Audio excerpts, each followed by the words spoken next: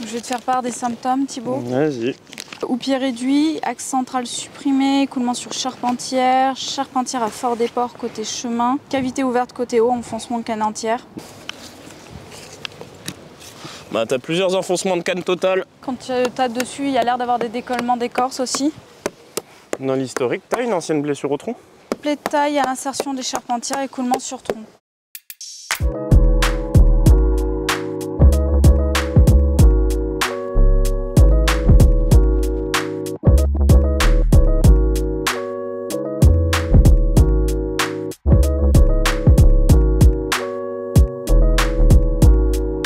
On va observer, on va tapoter avec le marteau, on va regarder avec le pic et ça va nous fournir une idée de s'il y a par exemple une altération collée, comme l'enfoncement de la canne qu'il y avait juste avant.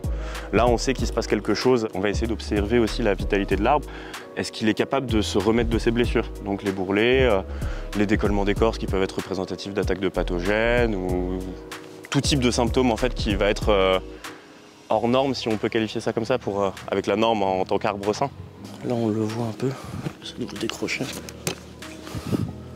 On voit les traces du mycélium. Effectivement, ça sent le champignon, mais tu sais pas lequel est. Ouais, non, bah c'est délicat. Avec ce genre de symptômes, ça va être un peu compliqué. En tout cas, c'est à continuer à suivre.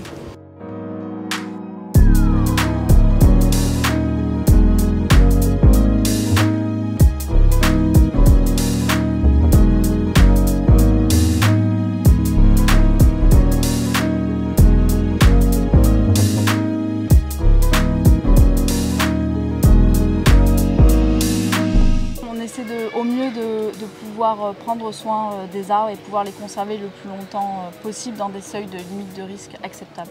On essaie d'avoir un soin palliatif des arbres jusqu'au moment où le bénéfice n'est peut-être plus aussi intéressant que par rapport aux préjudices que peuvent apporter certains arbres. On finit potentiellement effectivement par l'abattre.